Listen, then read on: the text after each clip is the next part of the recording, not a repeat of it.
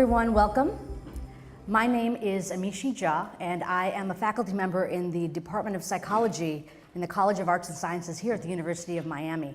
And it is my great pleasure to welcome all of you to tonight's UMindfulness lecture and conversation with Dr. Dan Goleman. So please, let's welcome Dan, not up to the stage yet, but let's welcome Dan to Miami.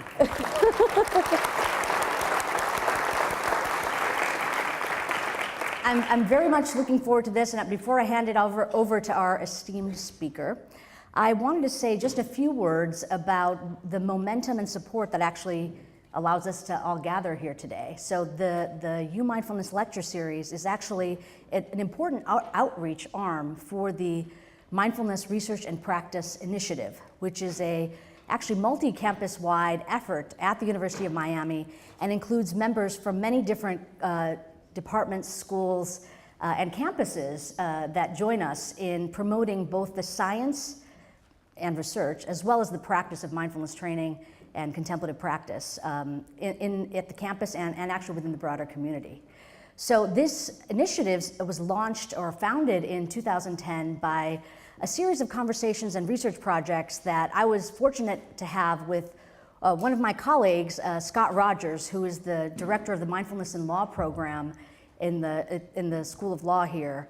And it ended up that we got a lot of momentum that really I can't even tell you how exciting it is to have all of you here today. How many of you are here, is this your first time coming to one of the lectures? Oh my goodness, welcome. The power of Dan Goleman's Twitter account. Thank you. That is wonderful. So good. So now at least we got you in the door. You know about us. And of course, in addition to the treat tonight, we're going to have many more lectures and opportunities to get together around this topic. So I'm very happy to welcome all of you. So if you've been here before, you know that one of the things that happens is that Scott Rogers, my sort of partner in crime, typically really enjoys introducing our speaker. Now it ends up that Scott is actually not here. He is in Toronto, experiencing what we affectionately call Snowmageddon.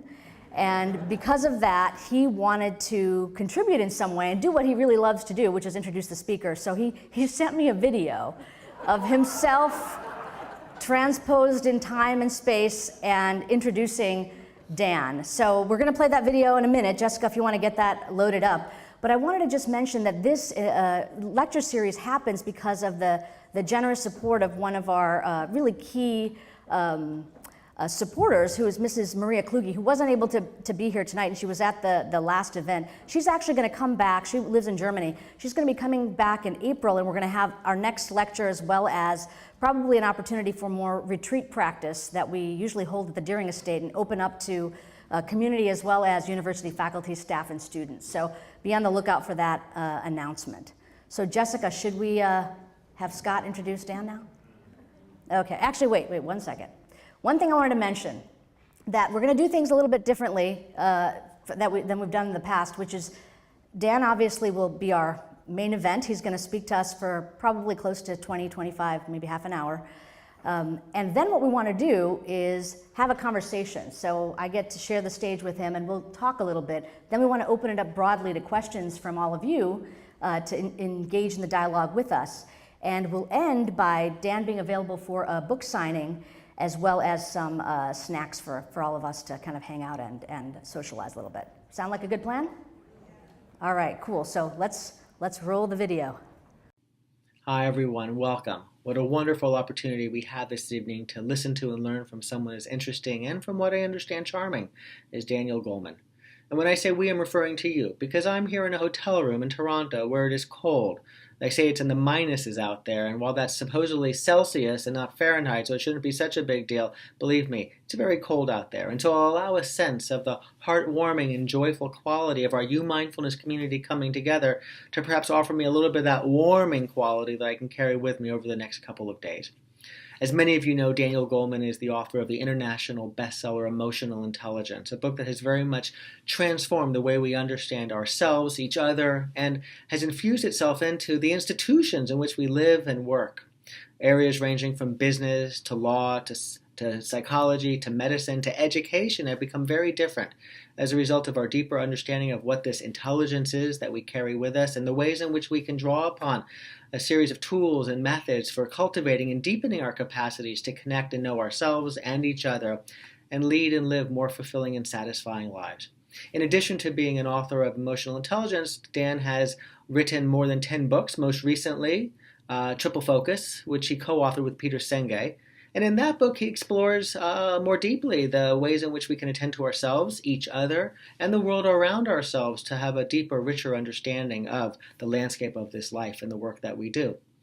Daniel Goleman was the science writer for the New York Times for many years, in which he covered psychology and brain science, and he's really developed the capacity to take complex and challenging and in some ways not fully formed issues and to reflect on them and to share them in ways that are readily understood, appreciated, and in ways in which we can share with others to allow the transformative potential of the work that he has immersed himself in.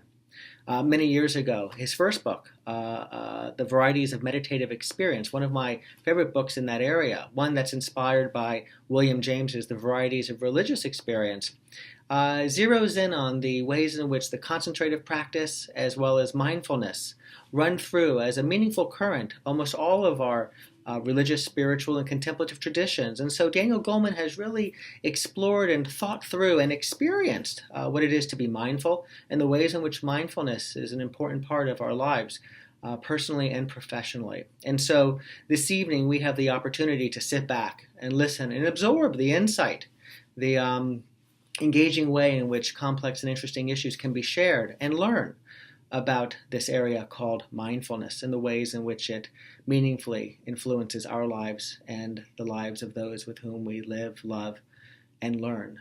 Please join me in welcoming Daniel Goleman. He's really articulate. He's good. Thank you. I'm really thrilled to be here. I'm a little amazed to be here, and I'll tell you why. When I was in graduate school at Harvard, back in the medieval days of the 70s, I had a pre-doctoral traveling fellowship that allowed me to go to India. And I got really interested in meditation. Am I speaking into the mic? No. Okay, should I repeat the whole thing all over again? Just to summarize. So it's the 70s, I'm at Harvard, I get this pre-doctoral traveling fellowship, it lets me go to India. I'm really interested in meditation. Unlike here now, at Harvard in the 70s, nobody had heard of meditation. It was bizarre, but I was fascinated. And I met people who were seminal in the spread of mindfulness in this culture. People like Joseph Goldstein, who founded the Insight Meditation Society, Jack Kornfield, who founded the West Coast counterpart, Spirit Rock, Sharon Salzberg, who's all over the country now, spreading compassion and loving kindness, John Kabat-Zinn, the father of mindfulness-based stress reduction. Johnny and I and another guy named Richie Davidson were buddies in Cambridge, all interested in meditation. When we were told quite candidly by our faculty advisors that this was a career-ending move. So on hearing that, I ended my career in psychology and went into science journalism. Richie, thank goodness, stayed and is now an eminent neuroscientist at Madison, where he's doing some of the most interesting research on highly advanced meditators, people who are Olympic level. They've done 15,000 and 55,000 lifetime hours. These are Tibetan yogis who come over and have their brains scanned while they do various states in the scanner.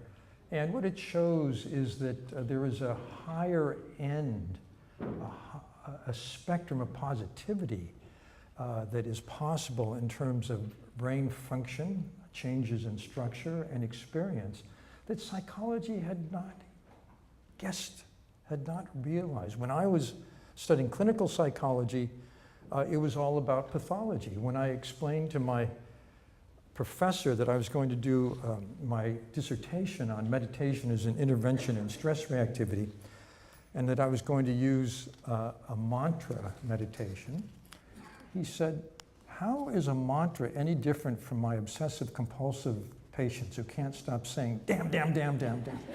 I mean, he couldn't understand it. And so I did that dissertation, and I also wrote a book that Scott mentioned. It's now called The Meditative Mind. When I was in India, I tried to sort out all of the many varieties of meditation and see from a cognitive science point of view, what are they really doing? I saw them all as attempts to retrain attention. And I sorted them out into a concentrative variety and an insight variety, mindfulness being the most well-known example of that. And now I look at that book and I think, this book is remarkably uninformed. I knew so little. But at the time, it helped me sort it out. So I'm very happy to hear from Amishi that she just got back from briefing the Surgeon General about mindfulness and brain health. So we've come a long way here, and here we all are. How many people in this room practice mindfulness? Can you raise your hand? Wow. Wow, okay. That's amazing, just amazing. So what I want to talk about is this newest book of mine, The Triple Focus. Oh, that's where I should be, okay. You didn't hear anything till now, right? Okay, The Triple Focus, and I'd like to explore the implications of three kinds of mindfulness, three varieties of attention that I think are absolutely essential in life. And I think that paying attention to attention is more urgent than ever because of the fact that attention is under siege. Back in the 1970s, Herbert Simon, who was an eminent cognitive scientist who won a Nobel Prize, he said, what information consumes is attention. A wealth of information means a poverty of attention. Today, these days, I saw a finding recently, the average person consumes about 5 times more information than was true 20 years ago. It's easily accessible. How many people right now are carrying a device with a screen that will let you Google anything that you might wonder about? Who does not have such a device? A minority. Yes. So it's a different information world. It's also a different world in terms of distractions. Every time we stop what we're doing and look at a text or go on the web or look at an email, we have turned over our agenda for our attention to someone else's agenda for attention. The norms for attention are changing invisibly and inevitably. And I think we need to pay real attention to this. I was on a van on Martha's Vineyard last summer. It's a shared taxi from the ferry. And there were 8 sorority sisters sharing the van with me. They were on their way to a weekend retreat. And it was night. And the minute the van started, every one of them took out a phone and started texting, I don't know what, Facebooking, but they weren't talking to each other. And this is what worries me. You'll see a toddler, clinging to her mommy or daddy, and the mommy and daddy isn't looking at the toddler, the mommy and daddy is on a device. You see toddlers who are given devices to keep them quiet. I'm worried about this. I'm quite worried about this. In 2007, Time magazine had a little squib. It said, there's a new word in English language. The word is pizzled. It's a combination of puzzled and pissed off. And it describes how you feel when the person you're with takes out their BlackBerry and starts talking to someone else. Nobody gets pizzled anymore. We don't use the word. It's the new norm. And the fact that they said BlackBerry tells you how dated that is, actually. Think about it.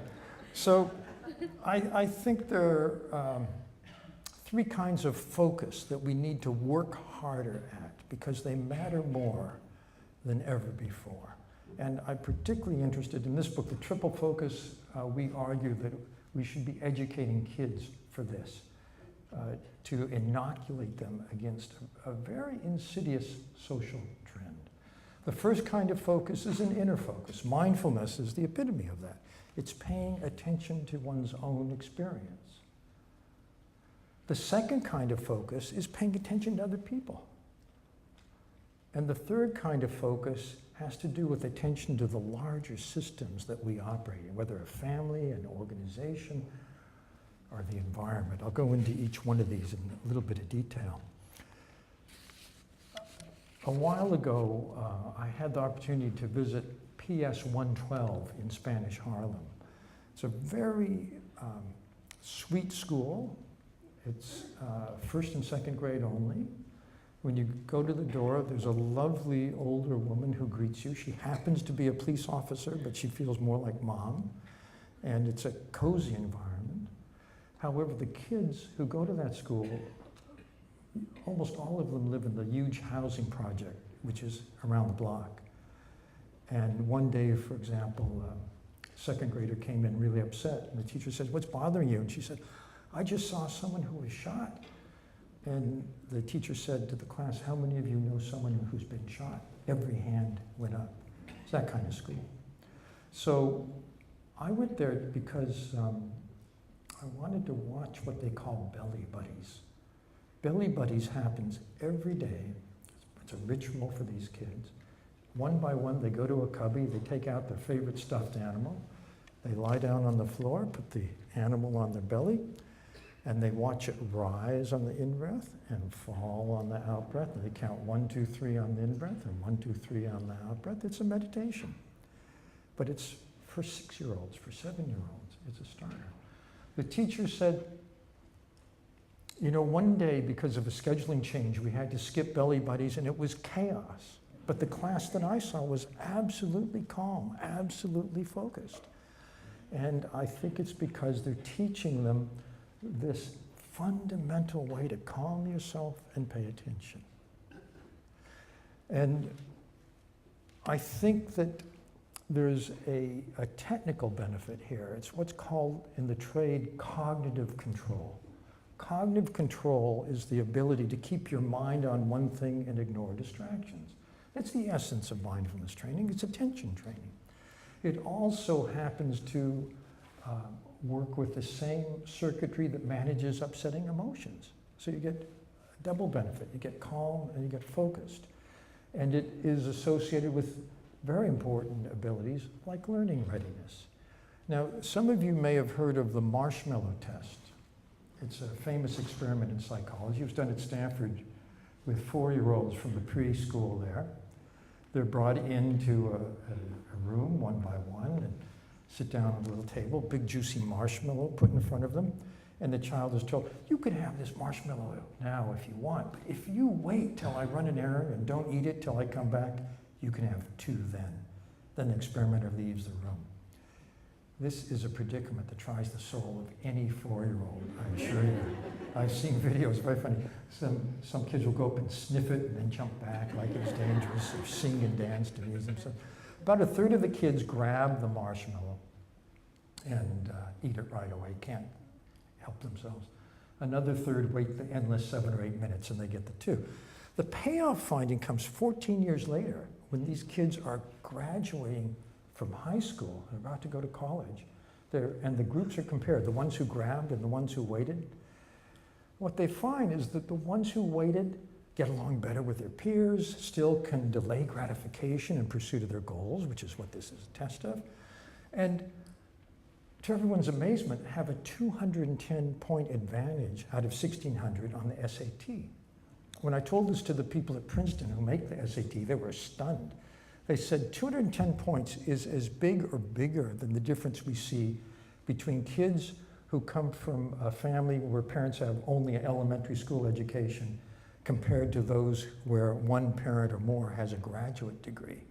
It's a stunning difference, but these were all the children of Stanford University graduate students and professors.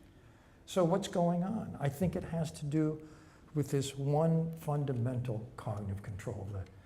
The person who did this series of experiments, the marshmallow test, Walter Mischel, who's now at Columbia, says this is a test of cognitive control. There was an amazing study done in New Zealand with every child born over the course of a year in one city there. And they assessed them on cognitive control from ages, I think, 4 to 11, every 2 years. They did the marshmallow test and all kinds of other assessments. And then they tracked them down when they were 32. And they found that cognitive control was a better predictor of how well they're doing financially and their health, and by the way, whether or not they had a prison record, than the family they grew up in or their childhood IQ.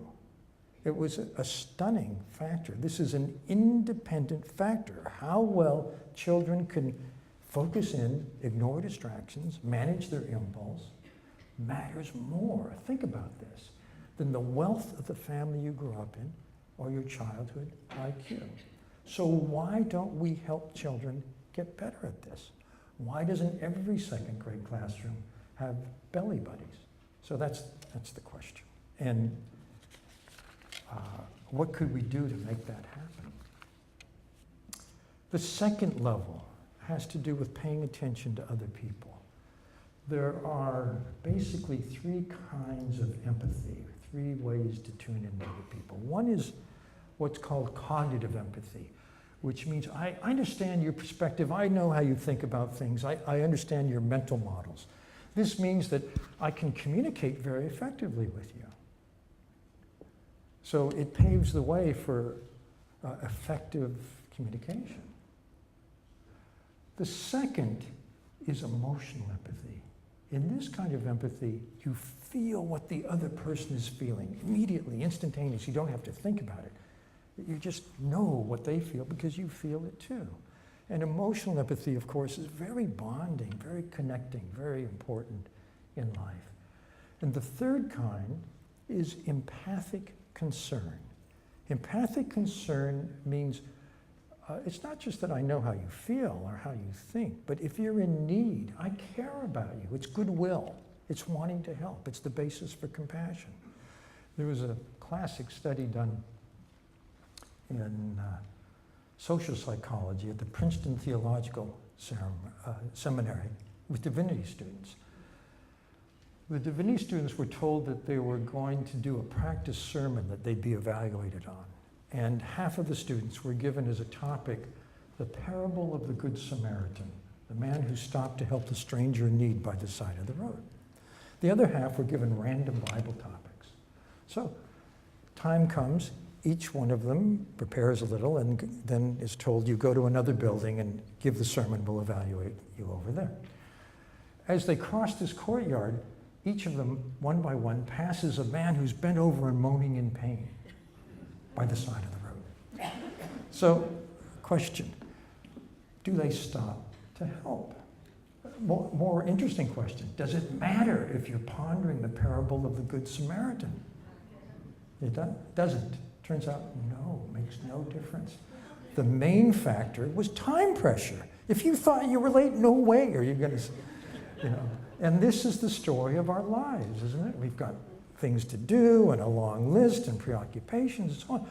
But think about it. Stopping to notice the other person and then attuning to them and empathizing with them and noticing what's going on with them is the road to compassion. If you don't notice, zero compassion, zero chance. So it doesn't matter if you espouse compassion, Good Samaritan. The question is, what do you do in the actual situation? So what would a curriculum be that would help children be more compassionate, be more tuned in, be more empathic? This is another question. There's a fantastic set of what are called social emotional learning standards that the state of Illinois asked a group called the Collaborative for Academic Social and Emotional Learning to develop for them. And it covers things like managing your own emotions, tuning in, self-awareness, empathy, and so on. There is none. It's wonderful because it tells you what the goals are for early elementary, late elementary, middle or high school, late high school. In other words, it maps the way the brain develops and tells you at what point children need what lesson in each of these domains. So could there be this for attention? I'd put it differently. Shouldn't there be this for attention? And shouldn't it be a standard part of a curriculum in today's reality? I'm actually asking Amishi this question because we're going to talk. Amishi, let's talk later. The third level is outer focus. There was a man named Mau Pilau who was born in Polynesia, who was the last celestial navigator. That means that he could go in an outrigger canoe across the Pacific with 0 navigational aids. He read the clouds, he read the tides, he read the stars, yes. He read nature, and that was his map. So he could go from Tahiti to Hawaii and get there. And that's what Polynesians had done for millennia. He was the last person that had held that knowledge. He learned it in the 30s and 40s from people before him who did it routinely. There was a renaissance in Polynesian culture where people started to value that kind of knowledge, and he was able to pass it on in the 80s. But until then, nobody cared. But the thing that's very telling is that in every traditional society, there has been this kind of lore.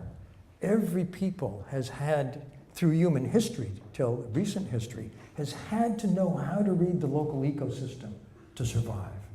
His ecosystem happened to be the Pacific. I don't know if you remember the tsunami some years back that swept through the eastern part of Asia.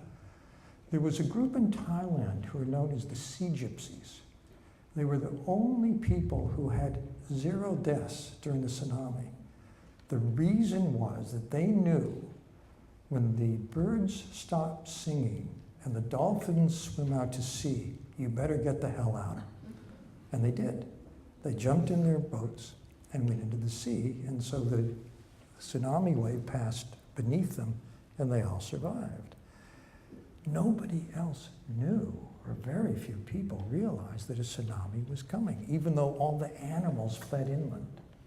People couldn't read those signs anymore. The question is, what signs can't we read? This is not a hypothetical question, it's a real question. And it's because of what's called the Anthropocene dilemma. We live in what geologists now call the Anthropocene age. It's the first time in geological history when the activities of one species, ourselves, is systematically degrading the 8 global systems that support life. I'm not talking just carbon. I'm talking nitrogen, phosphorus, I'm talking usable water, biodiversity. It's all being systematically eroded. This part of my talk is a little bit of a bummer, I'm sorry, but it's important to understand. Everything that we use, this book, this piece of paper, a glass, has a sad history. And the sad history is that over its life cycle, it will have a wide spectrum of negative impacts on natural systems. We are oblivious to this. Our perceptual system during evolution was shaped to notice dangers like a rustle in the leaves that might indicate a tiger. Our visual system, for example, our auditory system, none of those systems are tuned to the macro and micro level changes that are now threatening the planet. So as a species, we are engaged in a very slow species-wide suicide that will take generations to unfold. And we remain indifferent, unalarmed, and uninformed. And I'm in the same boat. So the third level of attention that I'm interested in is the systems level. I think it's absolutely urgent and vital that we educate children particularly in this kind of awareness, and there is a way, because we face what's called technically a super wicked problem. The characteristics of a super wicked problem are that there's no single authority in charge, check. Time is running out, slowly but still, check. Official policies dismiss its importance, check. Those who need to solve the problem are caught in it, that's us, check. And it's actually a mess. These are technical terms, by the way. A mess is a super wicked problem that interacts with other super wicked problems. That's our dilemma. Now, there are some interesting signs of a way out.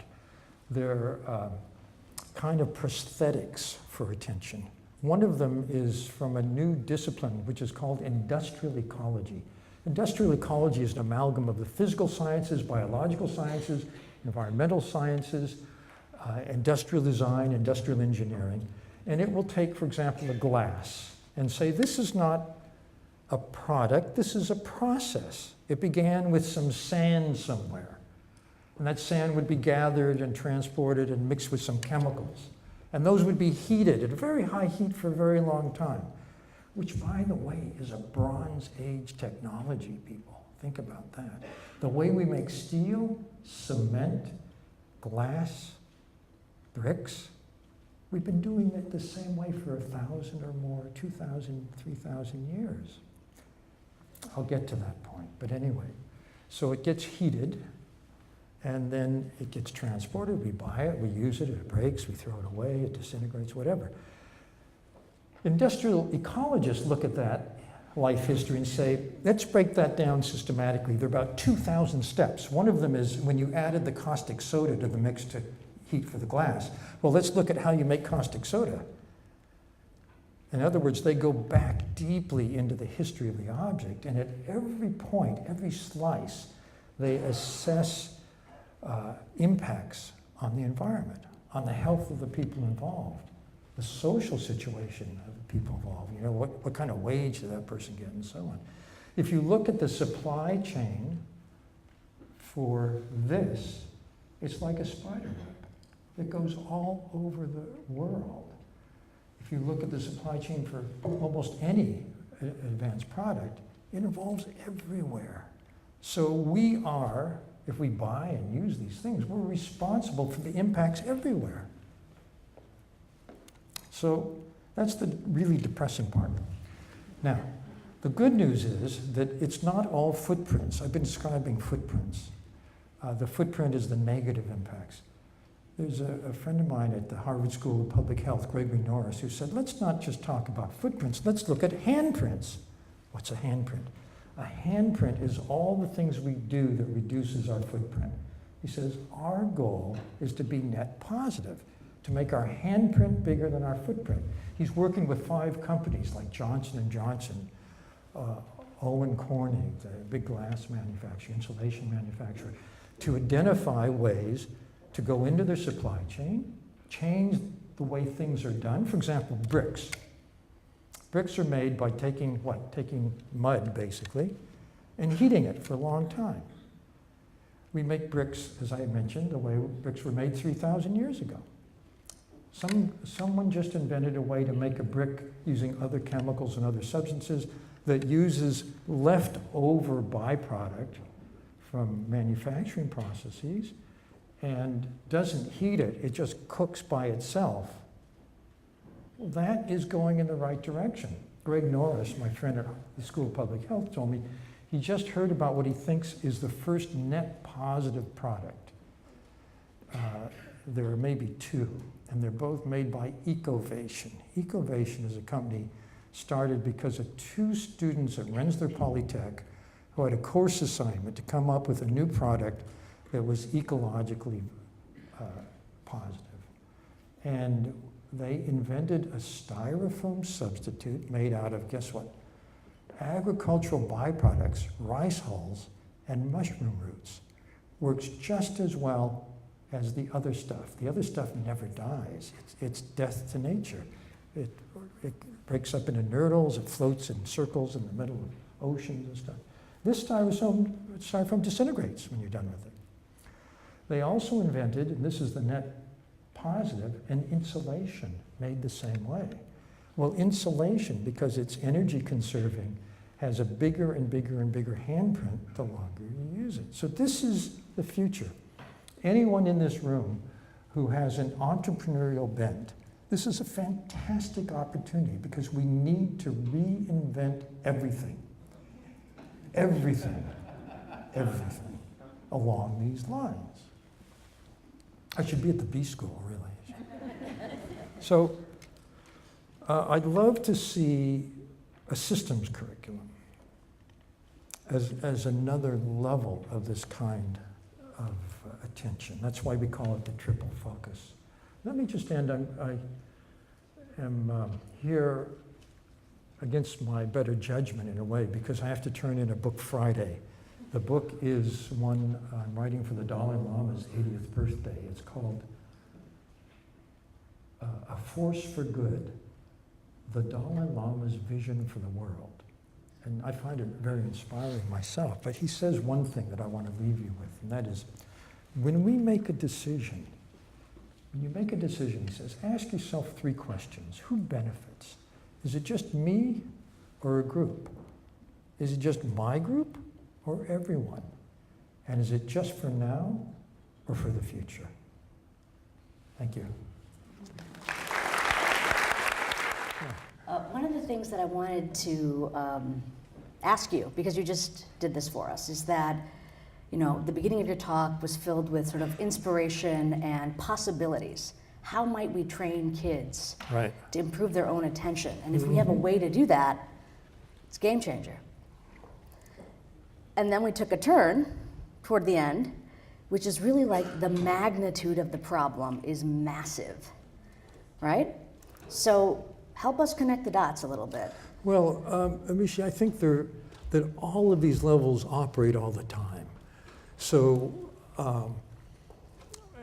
we're constantly managing our inner ourselves, and that determines how well we can interact with other people. That, along with our empathy, the second level, and it's just, any relationship is a system. I talked about the mega systems, but this is a system. You and me talking. A marriage is a system. A family is a system. Any relationship is a system. So you need to have all 3 capabilities, I would say, in order to thrive. Okay. I would agree. Okay. So was there something in particular that you wanted to... Yeah. Yeah. I gotta go. Yeah, so I'm really grappling with what would a curriculum for attention at these 3 levels look like. And since this is your game, I thought I'd ask you. For example, just a little more detail, as you know, I've been very involved with social emotional learning, which is applied emotional intelligence. And the learning standards that I mentioned in Illinois are developmentally appropriate.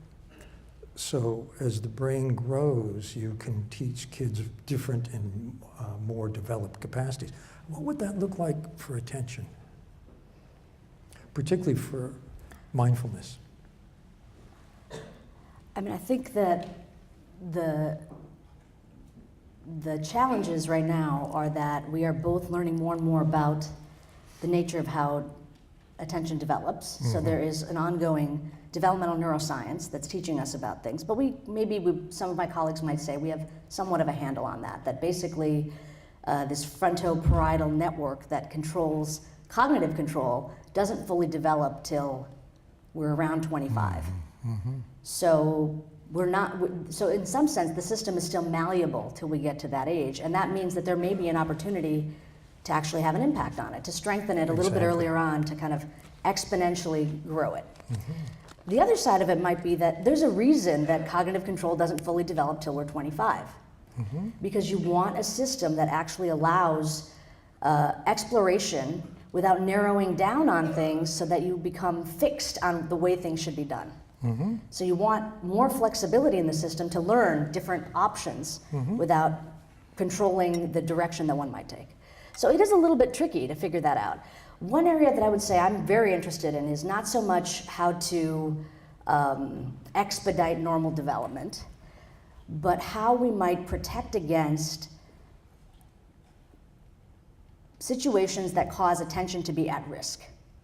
And that is probably the bulk of what we do in my lab. So most of my lab's work looks at using mindfulness training, using contemplative training to help people that are in high stress, high stakes situations, and mostly these are active duty military. And what we know in people in high stakes circumstances where there's protracted periods of high demand for months, that their attention is compromised. And going through that period itself degrades the available capacity. And when we think about risk and resilience in children, I would say it's the same thing. Absolutely. I was thinking these kids in the projects are living in that situation. Exactly. So I don't even think we need to get into the more debatable issues around you don't want to overdevelop cognitive control too early because there might be problems associated with that, like delayed language learning, et cetera. Because we're dealing with people that are not even at sort of normal levels because of the nature of the high demand, challenging circumstances that they engage in. And what I'll tell you is I'll just give you a result from one of the studies that we actually did.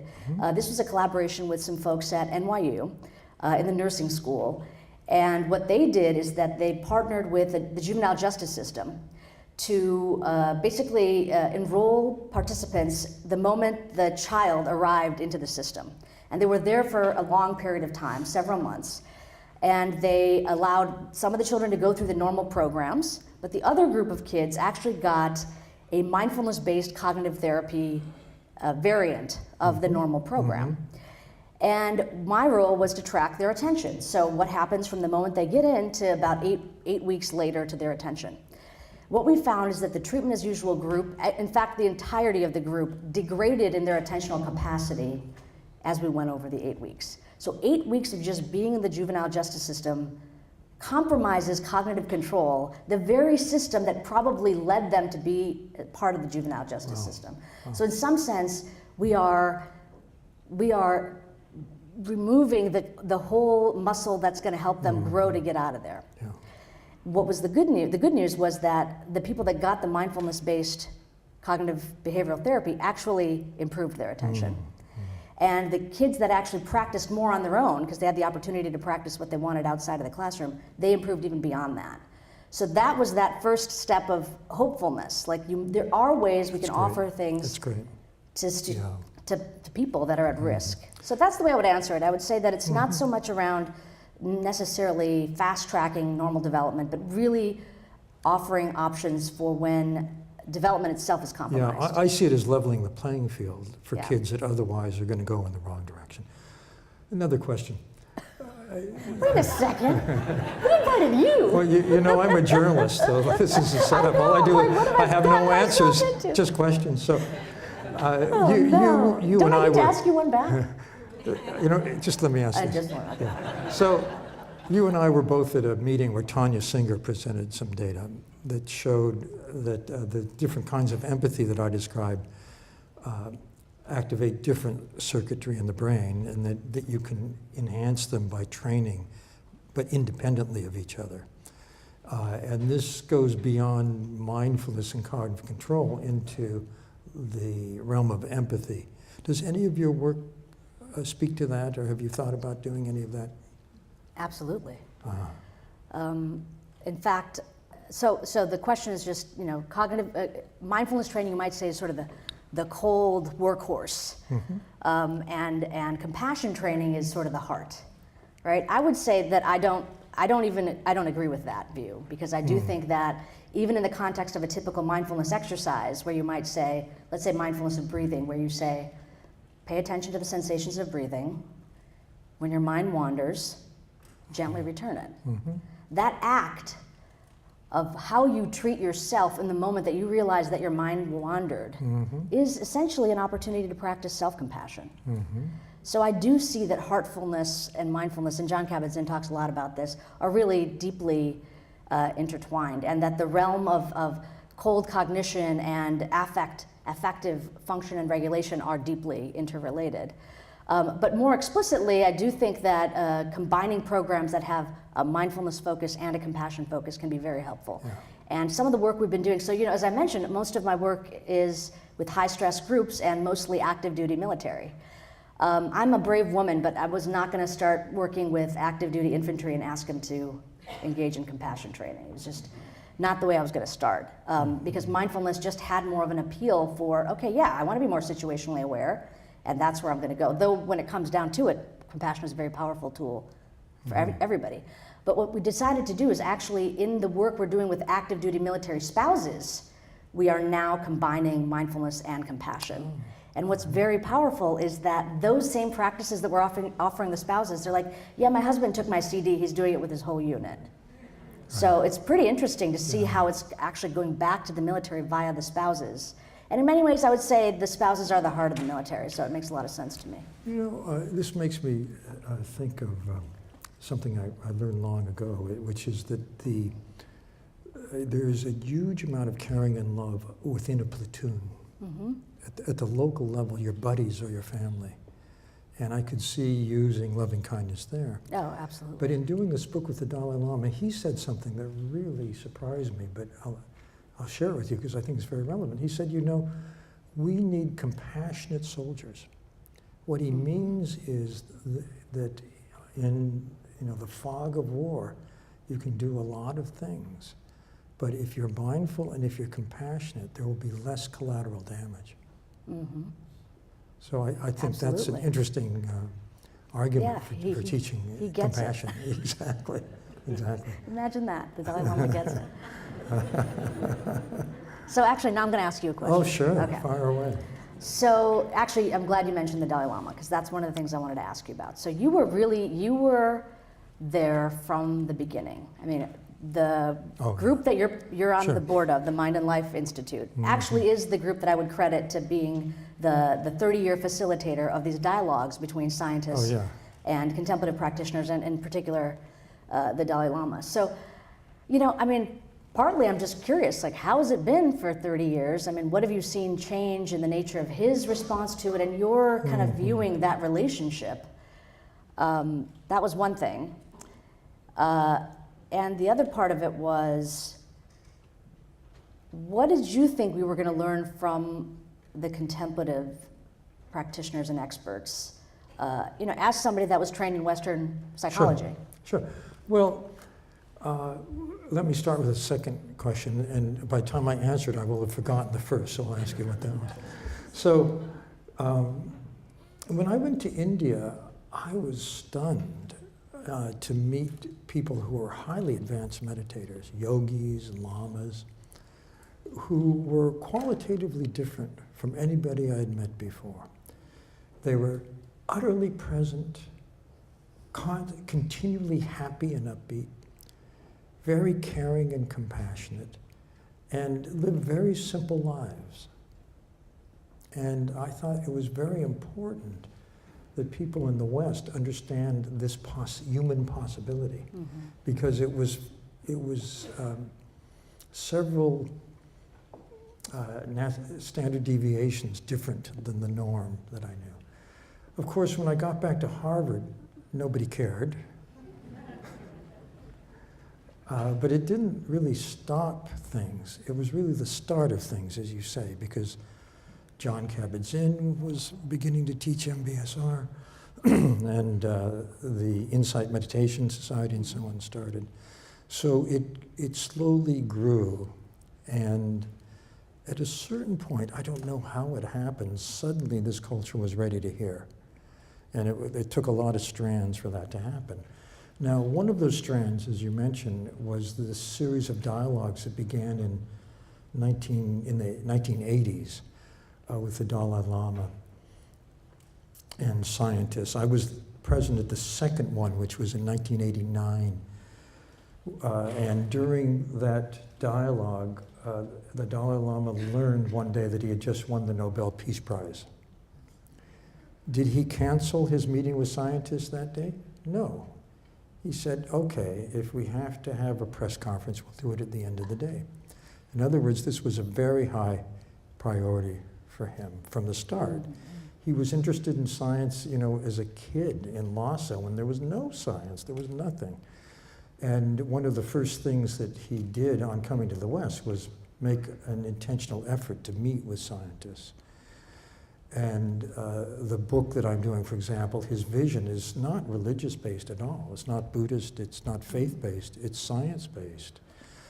And so his attitude has been the same straight through. I think what's changed is the attitude of scientists toward talking to this guy, because they realize that they may have something to learn from him too, instead of just being tutors.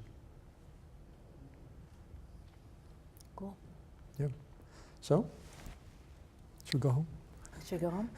Well, let's do one more. Okay, Let's sure. do one more thing.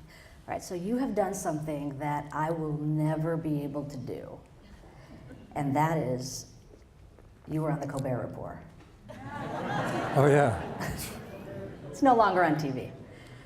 So part of what I wanted to ask you is that, as somebody that, it's kind of maybe it's a little bit personal question, but, and I think it relates to the way the Dalai Lama handled the Nobel Prize, but just as we negotiate life and the spotlight and whatever the realm is, but being somebody that has a stake in it for him or herself, at the same time, understanding that edge, that ego-driven, self-focused edge is not going to ultimately lead to fulfillment.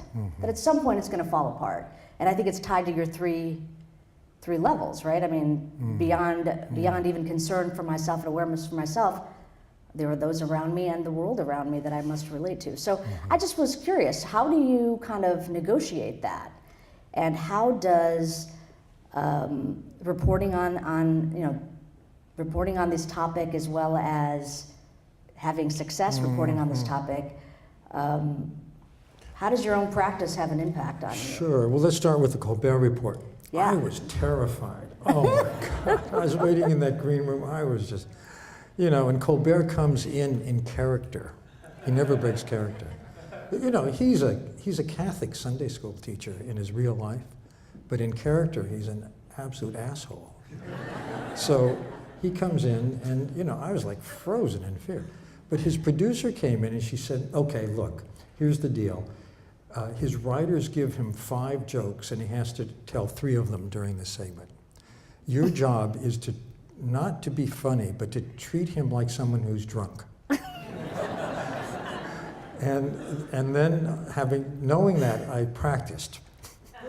I did some meditation, and then the time came to go on.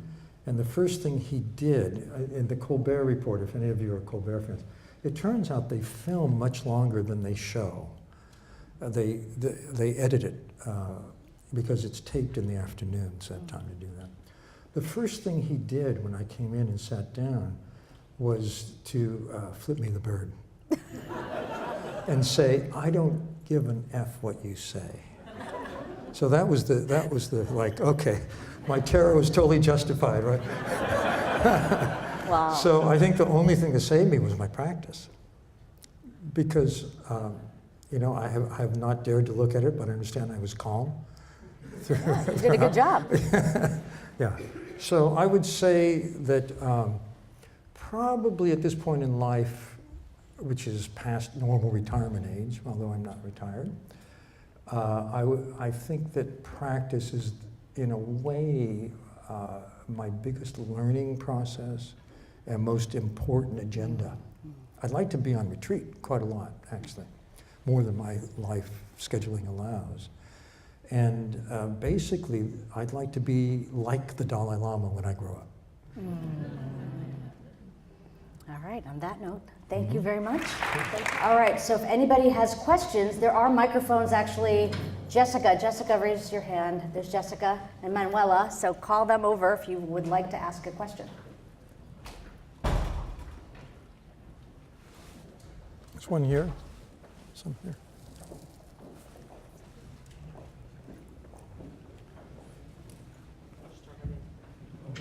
Hello. Hello. Yes. Hi, thank you very much for that. My question is about what you were speaking about earlier, Dr. Goleman. You were mentioning that you're worried about attention, and you're worried about the ecosystem and our impact on it, and how we are having a negative one. And yeah, I guess. Hold on, mindful update. I am nervous. But I'll try to bring it back. Yeah, basically, I've been learning a lot about the philosophy of mindfulness recently. You know, like the whole idea of being non-judgmental and nothing really is good or bad. And I'm just curious what you would say to sort of, taking that philosophy into account. I guess it just seems to me like we shouldn't think that our impact on the environment is necessarily bad. It's just that it's an impact, and that maybe we should just. Yeah, I understand. I totally disagree. Yeah, I think that it's a misunderstanding of the instruction to be non-judgmental about your own experience, to extrapolate that and be non-judgmental about anything in the world. We must have an ethical stance, and it must be pro-life in the broadest sense of that word, not the narrow sense. And that's why I think mindfulness requires compassion, an ethic of compassion as well. And compassion is not just for ourselves, not just for the people we care about, it's for everybody, everywhere, and into the future. And if that's the case, then we must care about the environmental impact. Beautiful. My name is Jill Rappaport, and I have a company that is committed to training children and teachers and caregivers in mindfulness, yoga-based education. And my commitment for the world is that we implement this all around for the evolution and the safety of our planet and us as a species. So my question is, all of the research and the success that you have created in this social emotional learning model has many elements of mindfulness in it. So how can we piggyback off of that success? And the awareness of the importance of it is growing, and yet at the same time, those who are part of the solution are also part of involved in it, as you said. So. Yeah, I don't know what happened to that copy of The Triple Focus, my new book, but it's right there. it is an argument for exactly what you're saying. In this book I say, well, I realized that mindfulness was embedded in emotional intelligence. I just didn't think about it. So here I'm drawing that out, and I'm saying, yes, it should be part of a standard mindfulness curriculum, a social emotional learning curriculum. And those courses are very widespread now, and the meta-analysis of them is very positive. You may know the data. They looked at about 200 studies comparing kids who have these programs in self-awareness, self-management, empathy, social skills, versus kids that don't. About 270,000 students in the meta-analysis, and they found that the program lowered antisocial behavior by about 10%, which is huge in such a large sample, raised positive behavior like I like school and good attendance, 10%, and increased academic achievement scores by 11%. And I think mindfulness would only strengthen that curriculum. So that argument is made in this book. Good luck. Thank you.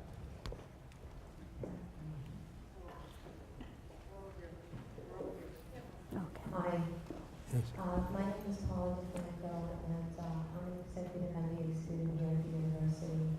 And first of all, I want to thank you. On a very personal level, I was talking to my 80-year-old mother the other day about how cognitive intelligence really falls to the wayside when there isn't a compatible emotional intelligence. And I cited our family generationally the way we had come forward. Now, going back to what you had discussed earlier, something I've noticed as a practitioner and as a student in leadership, authentic leadership and management, it seems to me that if the adults who are taking these courses are only taking them theoretically and not applying them practically off the mat in everyday instance, then how are the school-age children who learn best by modeling to absorb this? Because children do learn what they live, and it's not, you can't fake it. When you're mindful, you're present, and it shows in everything you do. So how do we cultivate these so that it becomes almost a seed that's planted early on? Thank you. Yeah, in the social emotional learning world, the best practices include working with families too. And I think that it should be true with mindfulness, should be true in any program is trying to instill positive habits in kids, not just more knowledge. And when it comes to leadership, the mark of the authentic leader is that you're the same person everywhere.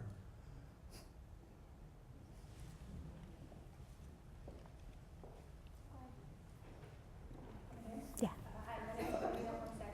Speak into the mic. Oh, okay. Thank you. My question is piggyback off her question on mindful leadership.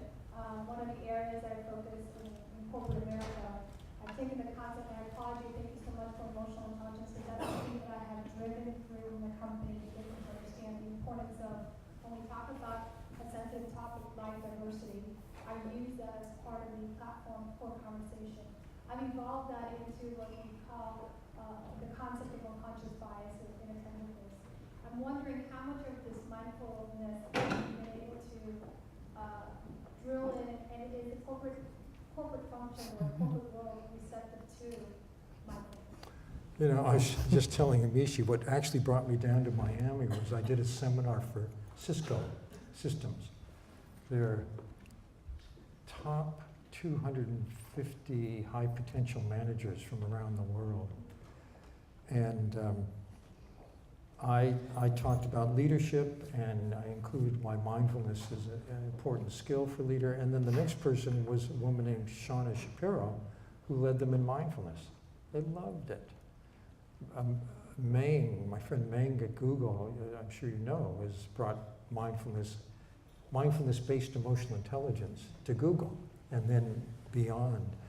And I think there's huge receptivity in the corporate world for a lot of reasons. One, I think, is because people are so stressed continually, and this is a way to manage stress. And another is it enhances attention, it helps people. My son is the publisher of this book. He has a company called More Than Sound. They meditate together every day, and it's a very harmonious workplace. And I think part of it is that.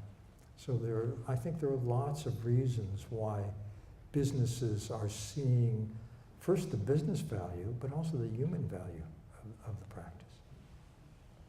I think we should just take one more. Sure. Probably. Yeah. Who's got the mic? Raise your hand. Yeah. Oh, there you are. Okay. You described 3 types of empathy. The last one was empathic concern.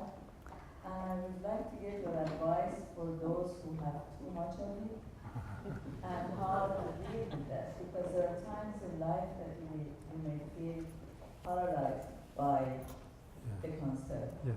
So I wonder if you can help those people who may get blocked by what they're You know, it's interesting. There's a lot of work on this area. what's called empathy distress. Empathy distress occurs when you're the opposite of tuned out. You're so tuned in that you practically absorb the other person's pain and distress. It's a huge problem in professions like nursing, for example, where you're around people who are angry and frustrated and in pain all the time. And the problem is, how can you attune to people and care and not be overwhelmed? The answers are not tuning out, because then you don't care. The answer is to be able to metabolize the emotional distress you're picking up. And what turns out to be a very positive way of doing that is this loving kindness practice that Amishi was talking about. And this is Tanya Singer's work at the Max Planck Institute. She found that if you did loving kindness, where you, and many people put this at the end of the mindfulness session, where you genuinely wish the best, health, happiness, and so on, to everyone in your life and to yourself, that it activates the mammalian circuit for parenting and for love. If you love the person, you will stay present to them and still care, but you won't tune out of their distress. And it helps you not be overwhelmed by the distress. That's the finding. So on that note, love, sweet love, thank you very much.